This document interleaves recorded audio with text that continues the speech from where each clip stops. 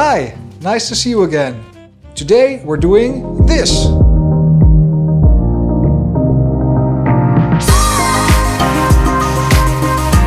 We are going to work with the low pass effect, creating some amazing audio effects. With the low pass effect, we can cut off the audio beyond a specific frequency. In doing so, we can achieve a number of effects. Specifically on the music track, this can work very well, as the music generally makes for a continuous sound. Let's go through a few examples. We can make the audio sound like we're listening to it underwater.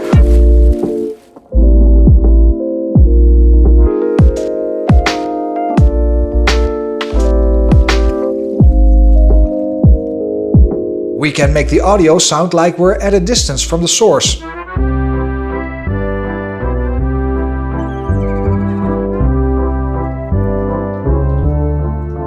We can make the audio sound like it's coming from another room.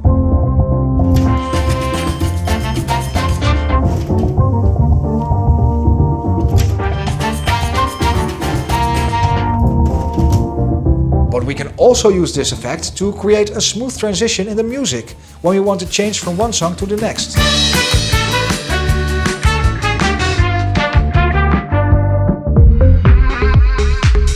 In a way, this is a bit like ducking, as some frequencies are actually ducking.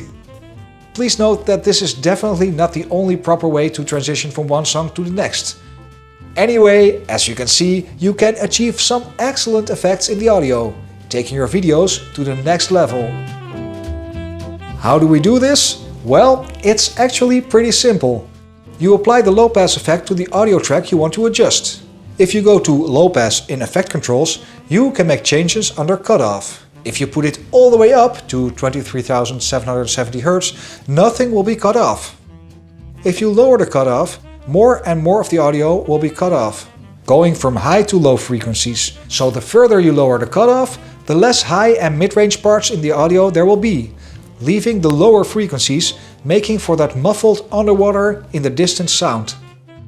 By adding keyframes and making changes in the cutoff, we can adjust the timing to perfectly match with the video. One very important thing you must keep in mind is where your video will be watched. This has a great impact on how far you can go with cutting off the high and mid frequencies. I've been editing a video with some high quality headphones. I could apply the low pass effect to a pretty extreme extent, leaving only the deep bass and sub bass frequencies. With my headphones, this gave a really good result. However, when I was listening to that very same video on a MacBook, there was hardly anything left of the audio during the effect. The speakers from laptops simply don't cover the entire audio spectrum as well as good headphones. If you know that your video will be viewed most on laptops, make sure you also check and mix the video in a way that works well on laptop speakers. In this case, I had to tone down the low pass effect a little to make it work for these speakers. So whether it's on a smartphone, in a movie theater, on a laptop or on TV, always keep in mind on what device most of the viewers will eventually see your video. With that out of the way, it's time to dive back into the sequence and let's get creative.